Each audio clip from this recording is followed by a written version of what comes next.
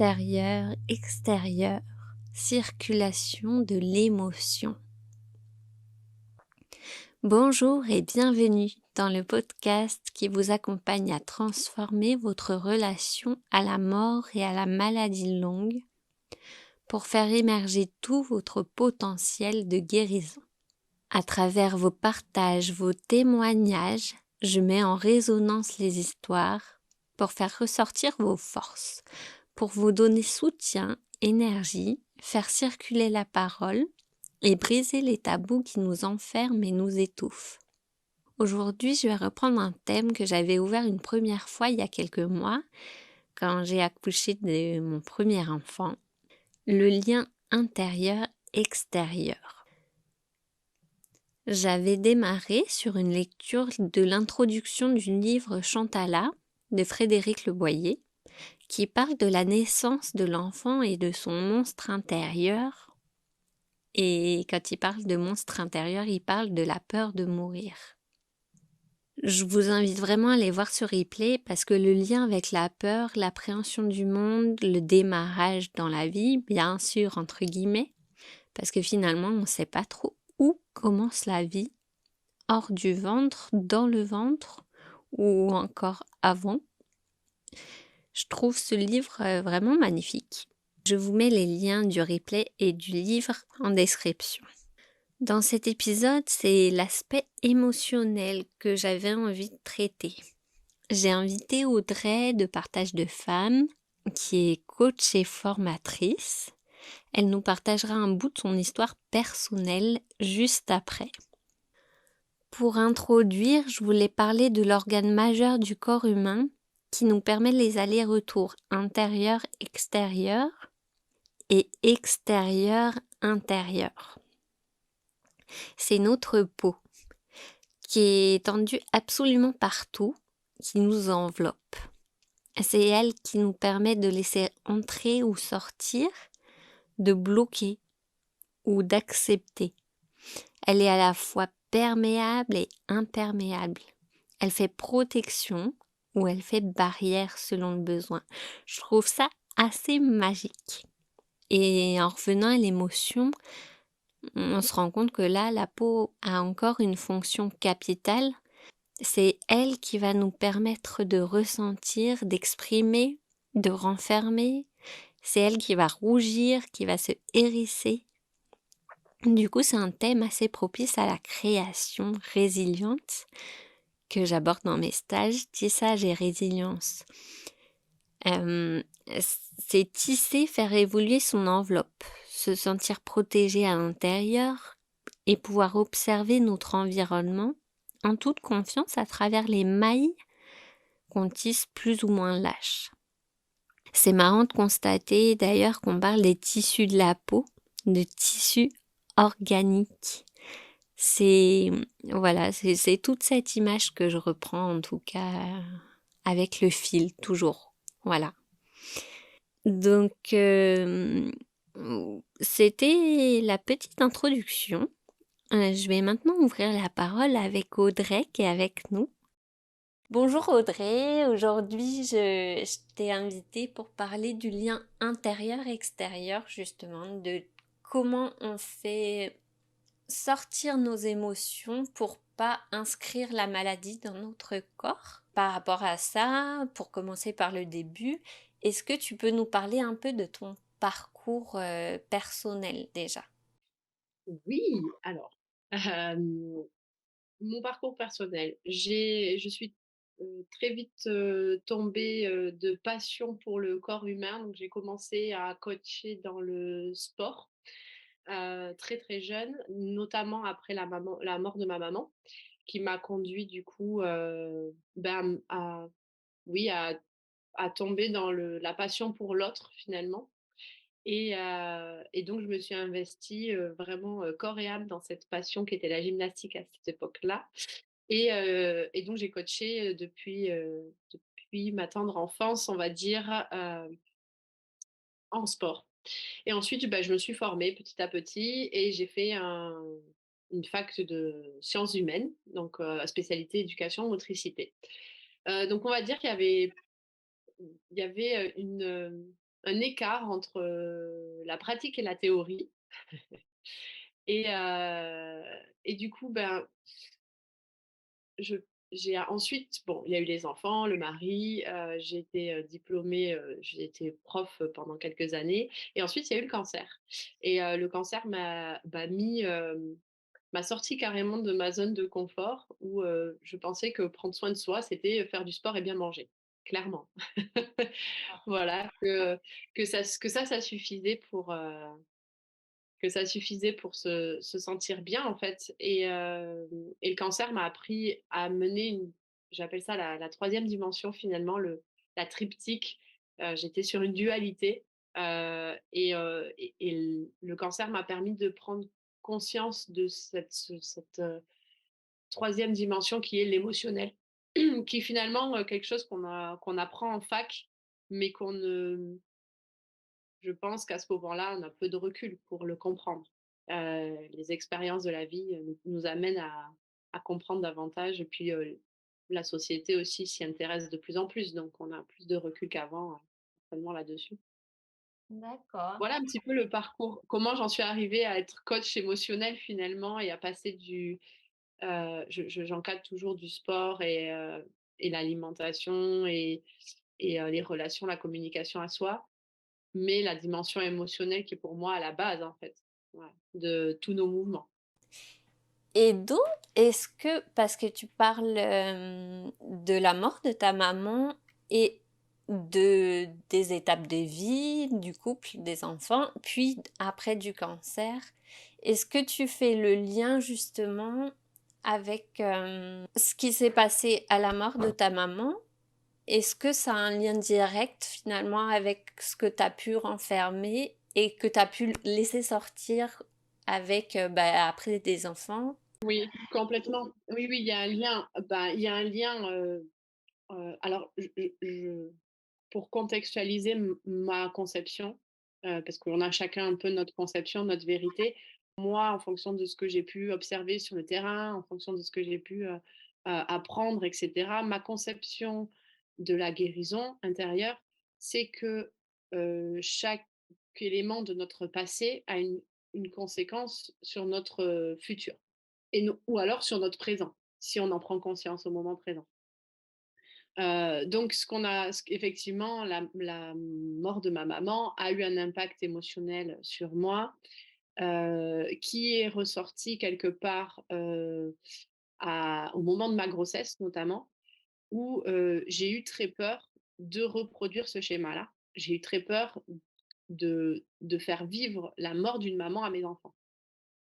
Indirectement, cette peur s'est cristallisée quelque part, heu, intérieurement au niveau du col de l'utérus, parce que c'est un cancer du col de l'utérus, où ça a été en fait le refus, je pense, du corps à ce moment-là de recevoir à nouveau la vie en sachant que, je pouvais potentiellement partir, enfin voilà donc c'est des choses, effectivement, il y a eu une grosse peur de reproduire, ce manque que j'ai connu et j'avais pas conscience de cet impact. Je crois que la prise de conscience, c'est le propre de la prise de conscience, n'arrive que quand on est prêt déjà à la recevoir. Mais j'avais pas conscience à quel point cette mort avait pu jouer sur ma peur d'être maman, en fait et de refaire vivre ça à une petite fille peut-être, voilà.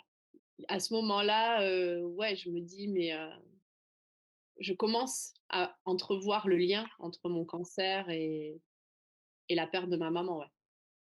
Mmh.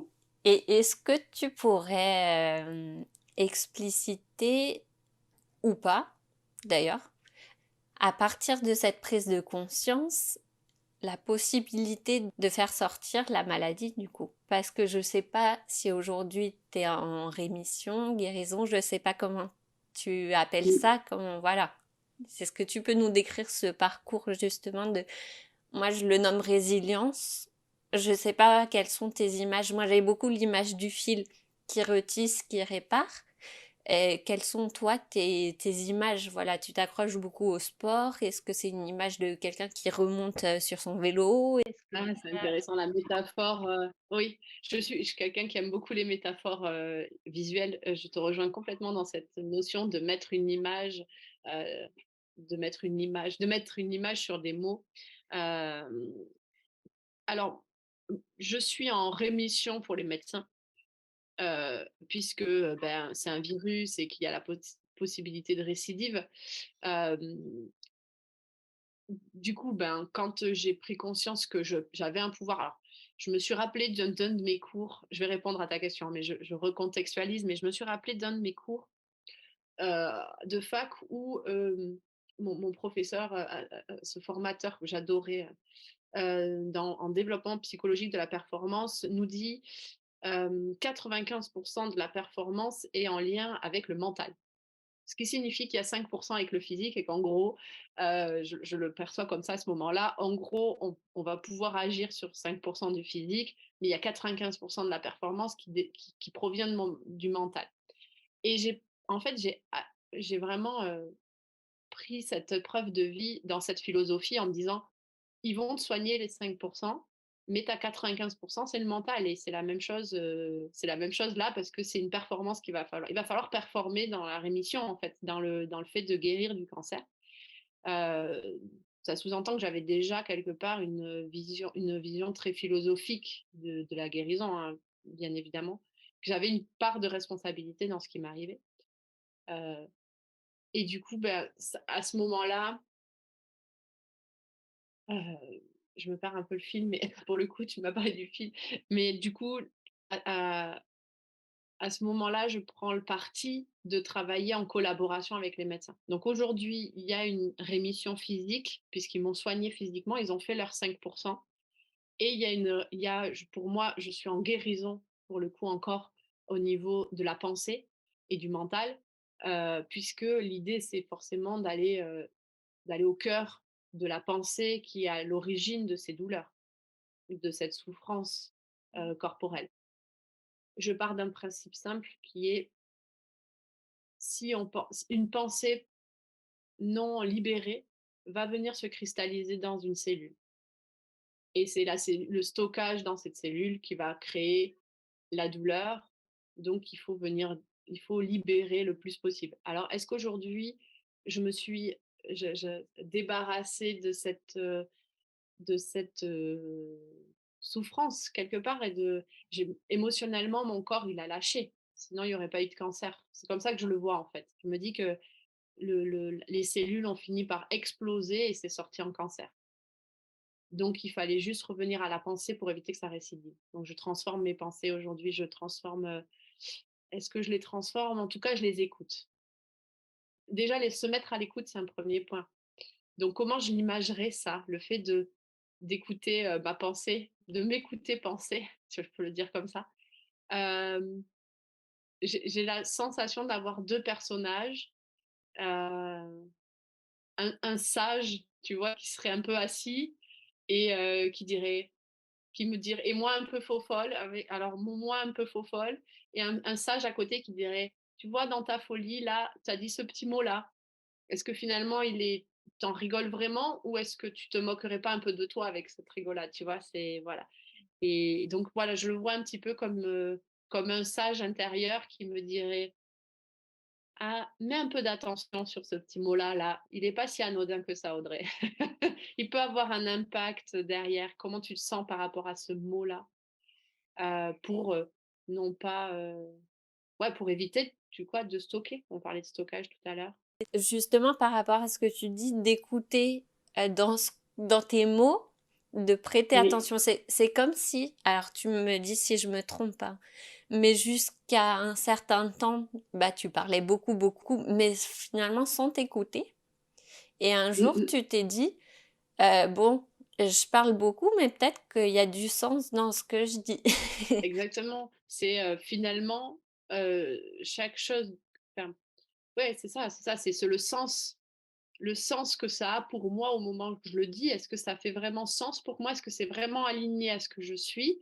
Est-ce que finalement ce que je dis est entendu? Est-ce que je me sens entendue? Moi, c ma plus si tu veux, si je devais le rattacher à une émotion en particulier, heu, on a parlé de ma mère, mais il y a aussi mon père et il y avait, finalement beaucoup de spécialistes, enfin, j'ai beaucoup cherché du côté de ma mère parce que c'était la solution un peu facile, tu vois? C'était elle est morte, donc c'est ça la souffrance, c'est ça la cause de ma souffrance.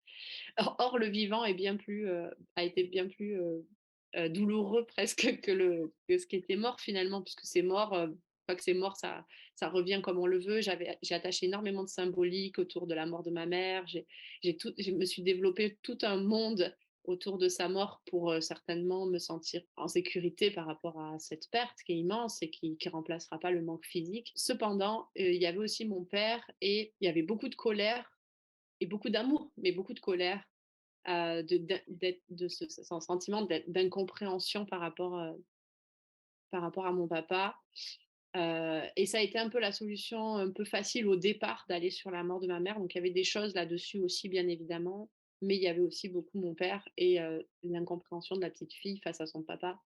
Il est très facile d'aller chercher, dans l'évidence et un petit peu moins dans ce qui nous semble, tu vois? Dans l'extérieur, tu vois, c'est forcément ça le problème, alors que des fois, il est bien ailleurs, quoi, tu vois? Des fois, ça éclipse un petit peu, ça cache peut-être ce qu'on n'a pas envie d'aller voir justement. Exactement, exactement. Ce qui est plus douloureux, ouais, on est, sur quelque chose de plus de peut-être au départ, on va et d'ailleurs, je le conseille, vivement dans sa guérison intérieure, de commencer par ce qui est le plus facile, en fait. Et c'est marrant parce que tu dis, par rapport du coup à ce que tu fais aujourd'hui, tu proposes énormément de choses sur l'émotion, justement sur être authentique avec soi-même, aller chercher à l'intérieur de soi et l'exprimer à l'extérieur de soi. Je pense que c'est Complètement. ça, hein, voilà. Est-ce que tu peux nous expliquer un peu ce que tu proposes avec tout ce parcours, du coup, et comment tu as synthétisé et rassemblé pour proposer finalement un des meilleurs, une des meilleures formes d'accompagnement que tu puisses proposer. Voilà. Ah alors, c'est intéressant, ta vision. Je te remercie déjà parce que c'est, heu, tu l'exprimes très bien. Alors, effectivement, j'utilise 2. Pour moi, l'énergie va dans les 2 sens. Il y a vraiment une navette et d'ailleurs, quand l'énergie circule, elle fait un cercle, si tu veux, elle passe partout. Enfin, c'est cyclique. On parle beaucoup de cycle aussi chez la femme. On a aussi, pour moi, vers l'extérieur, je prends, je donne. Enfin, cette notion de boucle et les filles, les girls rigolent beaucoup avec ça parce qu'elles me disent maintenant, j'ai une petite phrase que je dis, c'est la boucle est bouclée quand, voilà, quand on ouvre des boucles, souvent on est dans une certaine boucle et on va ouvrir une boucle pour en remettre une autre qui nous convienne mieux et voilà, donc je parle beaucoup de boucles, peut-être pour sortir du côté lisse des choses, tu vois? De ce côté un peu plus, voilà, mais j'utilise ce qu'on a à l'intérieur. Donc, on va travailler dans les accompagnements dans 2 sens. Soit de l'intérieur vers l'extérieur, soit on va utiliser l'extérieur pour comprendre l'intérieur. Et c'est vraiment dans ces 2 navettes-là. Il n'y a pas de temporalité, c'est-à-dire que je prends souvent ce que le corps, me donne au moment où il est prêt à le donner. Donc je ne peux pas définir avant, ce sur quoi on va travailler. C'est très compliqué pour moi puisque j'aime beaucoup le côté, la personne arrive avec son bagage à ce moment-là et on l'accueille maintenant avec ce qu'elle a à nous donner et de là, on va voilà. Par contre, il y a tout un process il y a tout un travail, on va dire qu'il y a une énorme boucle que moi j'ai toujours en tête, dans le sens où je dois l'aider à atteindre en tout cas son idéal de bien-être en fait. Voilà. Donc moi j'ai toujours en tête l'espèce de grande boucle que même, ou l'aura, ou j'en sais rien, ou l'arc-en-ciel, où on doit remettre les couleurs. Enfin, j'imagine, t'aimes les images, donc c'est toujours, quand une personne arrive, j'ai l'impression que son arc-en-ciel, il est en bordel et qu'il va falloir remettre chaque couleur un peu à sa place pour qu'elle se sente bien, en fait. Voilà. Et, euh, et du coup, c'est vrai que dans l'accompagnement, il y a une structure qui est sécurisante. Et puis, il y a toute cette part un peu plus spontanée. Du coup, bah, j'utilise un milliard d'outils parce que j'aime bien utiliser tout plein de choses, mais tout passe par le mouvement. le mouvement. Donc, c'est vraiment il est au cœur du processus. Ça va être, tout ce qui est artistique, pour avoir, dans les séances, d'art libératoire comme je l'appelle ou de régression, enfantine parce qu'on revient un petit peu à l'essentiel. Quand on est enfant, on va mettre ses émotions sur un dessin. Je prends l'exemple de ma fille hier soir. Voilà, il y a eu un conflit. Ce matin, j'avais un dessin avec je te demande pardon et ça passe par le dessin. Et son dessin est très symbolique au niveau des couleurs. Elle a choisi du rouge et du bleu. C'est incroyable. Le rouge, c'est le je suis, c'est l'enracinement, c'est le rapport à la famille, c'est aussi le courage de dire pardon à ce moment-là. Et le bleu qui est quand même la communication, voilà, donc c'est vrai que cette symbolique-là, elle l'a utilisée et elle le fait de façon neutre et dépourvue de croyances parce que c'est une enfant et qu'elle n'a pas toutes les informations que moi je peux avoir. Pour autant, on a beaucoup à apprendre des enfants d'ailleurs là-dessus parce qu'ils le font, ils sont très spirituels, ils sont dépourvus ouais, de croyances parce qu'ils les forment, voilà, elles se forment un peu plus tard dans l'apprentissage. On commence à les avoir petit à petit. Mais voilà, donc il y a tout cet art libératoire où on va utiliser le dessin parce que bah, ça m'a beaucoup aidé pendant la maladie, parce que je n'avais pas la force de bouger, je n'avais plus la force de faire le sport. C'est là où je me suis rendu compte de mon rapport un peu malsain au sport, où j'avais un rapport au sport, j'avais la sensation que le sport, si on m'enlevait le sport, on m'enlevait tout, quoi. Ça, c'était pas, ça comblait un manque logique, puisque je te disais tout à l'heure que je me suis jetée dans le sport corps et âme à la mort de ma maman. J'ai juste compensé avec ça, quoi. Donc, ça a été ma façon de compenser. Je n'ai pas de regrets. Je dis tout le temps, on ne peut pas refaire le passé, on peut juste comprendre le schéma qu'on a réalisé dans le passé parce qu'à ce moment-là, on en avait besoin pour guérir. Ça a été ma solution pour apaiser le quotidien et que ça soit supportable. Heu, Cependant, ce n'était plus d'actualité à arriver au cancer où je me suis rendu compte qu'en fait, c'est plus ce dont j'avais besoin parce que j'ai construit d'autres choses, parce que ce schéma-là m'a permis de construire d'autres choses, voilà. Donc voilà, donc on ne défait pas le passé, on est fier de son passé. C'est un peu ça que je revendique aussi et et du coup, voilà, donc l'art, m'a vraiment permis, sous la forme qu'on veut, hein, je sais que toi tu fais du tissage, je sais que, voilà, chacun peut, voilà, nous c'est beaucoup le dessin, le collage avec les girls, mais voilà, chacun va y mettre, certains j'ai fait beaucoup de couture aussi, tout ce que j'arrivais pas à dire, je l'ai passé dans les mains, en fait. Voilà. Bah, et merci ouais, pour cette phrase parce que c'est vrai que moi je travaille beaucoup au niveau de la création justement. Tout ce qui est pas possible de dire, c'est vrai que c'est possible de le passer dans les mains, dans autrement, faire différemment, exprimer tout simplement différemment parce que le fond de tout ce qu'on fait, c'est pouvoir sortir, toujours pareil pour revenir au thème, hein, pouvoir sortir de l'intérieur à l'extérieur et pouvoir effectivement se servir de l'extérieur pour ramener vers l'intérieur ce qu'on a envie de faire rayonner. Complètement. Mmh mh. Et c'est à ça que l'art sert d'ailleurs. C'est le beau, on dit souvent que le beau les Canadiens sont très, très en avance par rapport à ça, ils utilisent beaucoup la notion de beauté pour guérir, là-bas, l'art-thérapie est beaucoup plus, répandue que chez nous, hein, ça c'est sûr. Alors là, je rebondis parce que effectivement, on utilise énormément la beauté et et aussi, il y a beaucoup l'horreur qui ressort. Parce que, Oui, juste une petite anecdote, dans mon parcours, je dessine beaucoup, je crée beaucoup. Et au bout d'un moment, qu'on me dise tout le temps, oh, c'est joli ce que tu fais, ça m'a agacée parce que j'avais envie d'exprimer quelque chose qui n'était pas beau en moi. ouais. Et pourtant, ça ressortait beau. Et c'est vrai que actuellement, je me suis posé cette question. Cette notion d'exprimer ce qu'on n'a pas envie, justement, ce qui est horrible en nous, ce qui est moche, et qui ressort effectivement des fois sous des formes très belles, mais parce qu'elles sont profondes.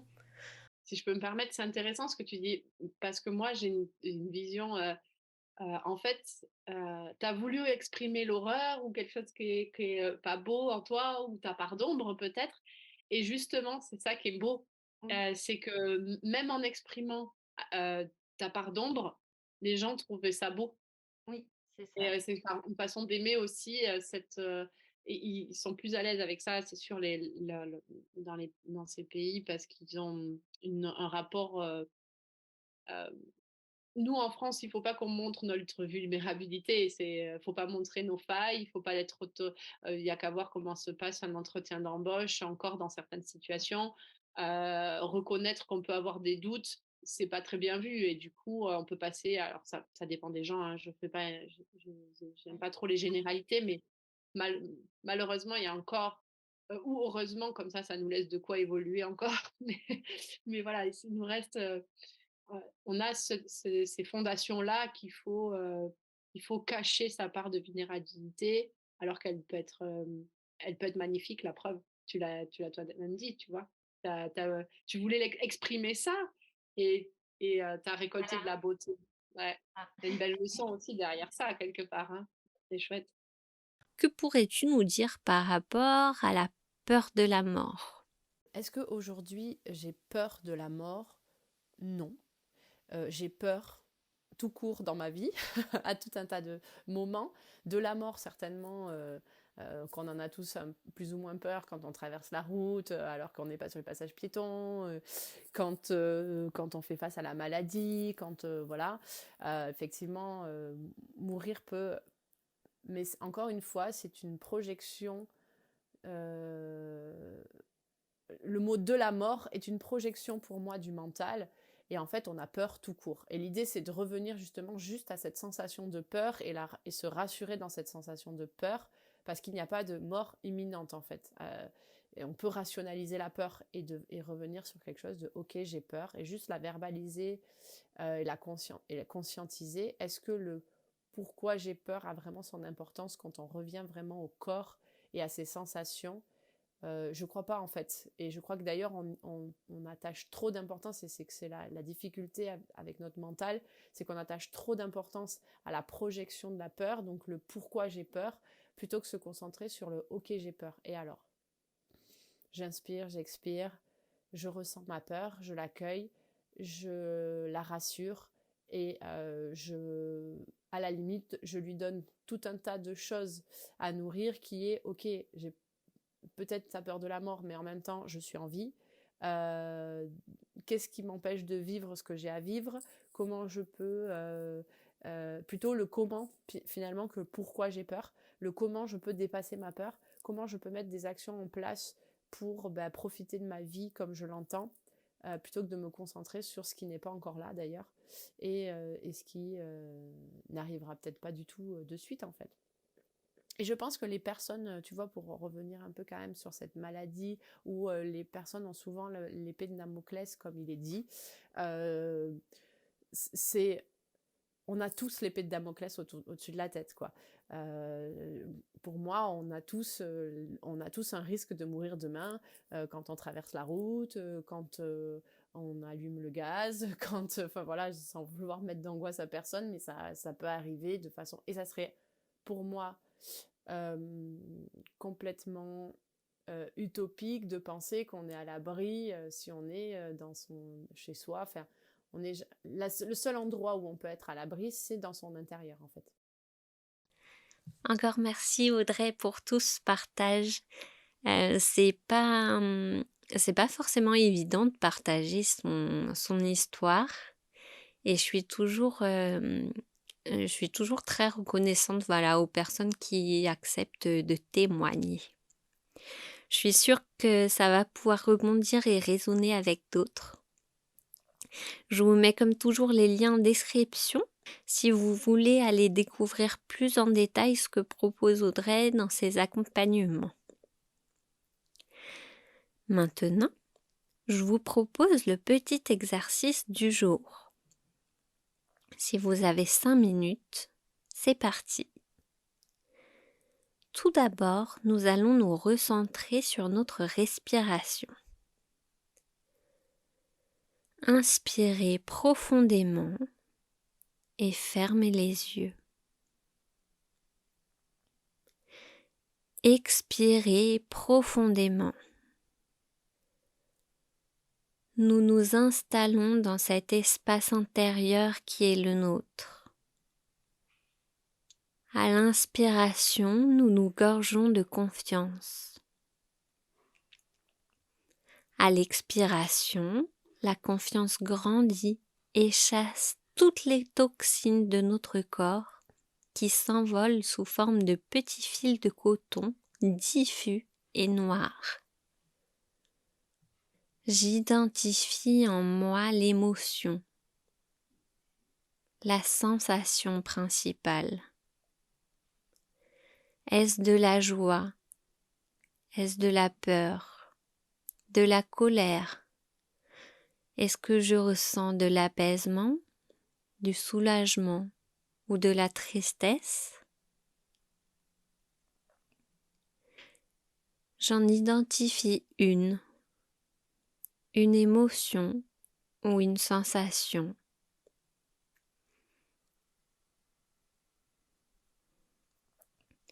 Cette émotion, cette sensation se love à un endroit. Je la ressens, je l'observe. J'observe cette petite boule d'émotion, cette petite boule de sensation qui scintille. Et je perçois maintenant sa place et sa couleur à l'intérieur de mon corps. Est-ce une petite boule jaune ou bleue? Est-elle noire? Est-elle verte ou rose? Je respire. À l'inspiration, je me charge de confiance. À l'expiration, j'active ma boule d'émotion, de sensation, comme une petite balle de jonglage. Elle décrit un cercle de l'intérieur vers l'extérieur. Je respire et j'agrandis ce cercle de circulation.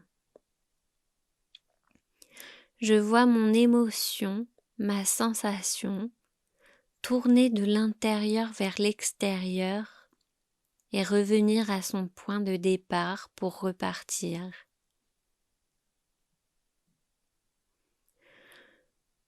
J'observe en moi cette nouvelle circulation. Et si j'ai envie, à tout moment, je peux rompre la boucle et renvoyer les balles dans l'univers. Je peux aussi garder en moi cette sensation de circulation. Je me recentre sur ma respiration. Je bouge tout doucement les doigts, les pieds, la tête et je reprends le cours de mon quotidien. Voilà pour cette petit espace de visualisation.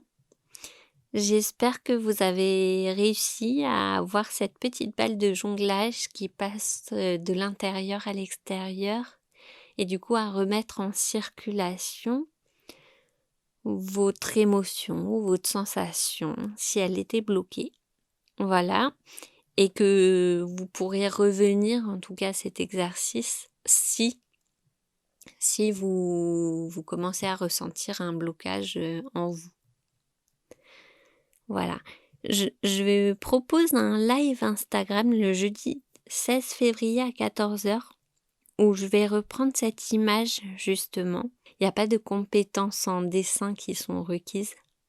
C'est surtout une image, un support visuel pour que voilà, ceux qui participent puissent repartir avec un outil à accrocher là où ils ont envie pour s'en rappeler plus facilement en fait, avoir l'image qui revient directement.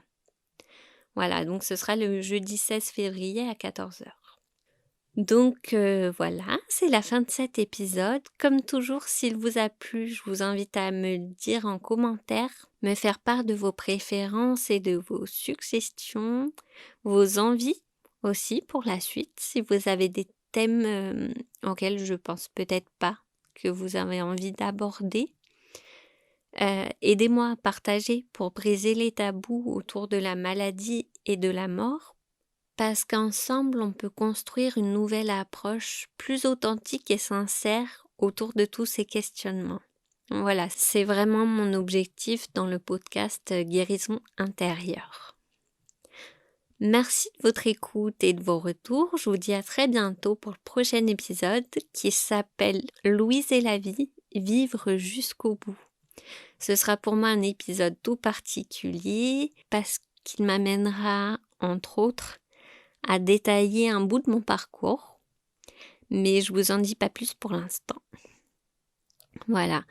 En attendant, n'hésitez pas à me rejoindre sur mon canal Telegram Guérison intérieure pour les inspirations régulières.